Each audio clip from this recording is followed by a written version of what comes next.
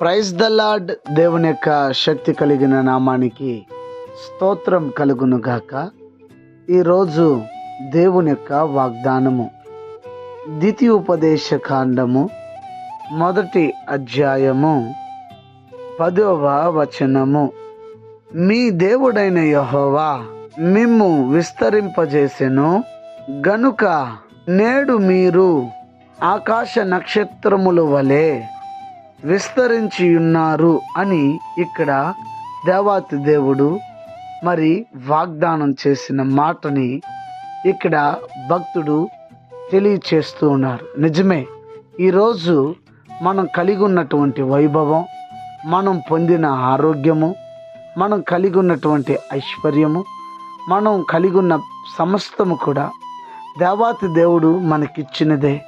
దేవాతి దేవుడు మనకిచ్చినదే గనుక మనము దేవాతి దేవుడు ఇచ్చిన దాన్ని మరి మనం జ్ఞాపకం చేసుకొని దేవునికి కృతజ్ఞతాస్తుతులు అర్పించాలి. కృతజ్ఞతాస్తుతులు అర్పిస్తూ దేవుణ్ణి మనం గణపరచాలి. నా బలం వలన వచ్చింది, నా తెలివి వల్ల వచ్చిందని అనుకోకుండా ఈ మాటని అక్కడ మరి ఇజ్రాయేల్ ప్రజలకి మరి తెలియచేస్తూ ఉన్నాడు. మీరు ఇలా విస్తరించబడి ఉన్నారంటే, ఆకాశపు నక్షత్రాల వలె మీరు ఉన్నారు అంటే, నేటి వరకు మీరు ఆశీర్వాదకరంగా సజీవంగా మీరు ఉన్నారు అంటే దేవుని యొక్క కృపే అని ఇక్కడ భక్తుడు జ్ఞాపకం చేయుచున్నాడు. గనుక మీరు కలిగి ఉన్నటువంటి స్థితిని బట్టి దేవునికి కృతజ్ఞతలు చెప్పండి. మరి మీరు కలిగి ఉన్న స్థితిని బట్టి దేవుని సమ్ముఖంలో ప్రార్థన చేయండి. దేవాతి దేవుడు మిమ్మల్ని ఆశీర్వదిస్తాడు, ఇంకనూ ఆశీర్వదిస్తాడు. అటు ఆశీర్వాదములు మీరు పొందినట్లు మీ స్థితిని మరిచి నా జ్ఞానము, నా పలుకుబడి, నా తెలివి అంటే దేవాతి దేవుడు చూసి నవ్వుతాడు, వెర్రివాడు అంటాడు.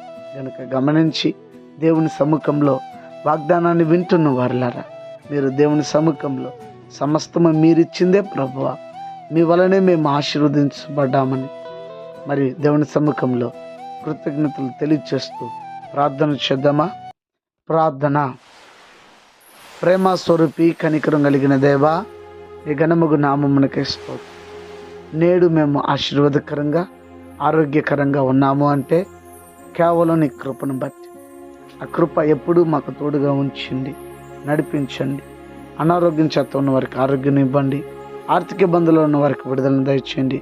రక్షణ లేని ప్రతి ఒక్కరికి కూడా రక్షణనిచ్చి రాకడికి ప్రతి వారిని సిద్ధపరచమని క్రీస్తు యేసు పేరిట వేడుకొని ఉన్నాము తండ్రి.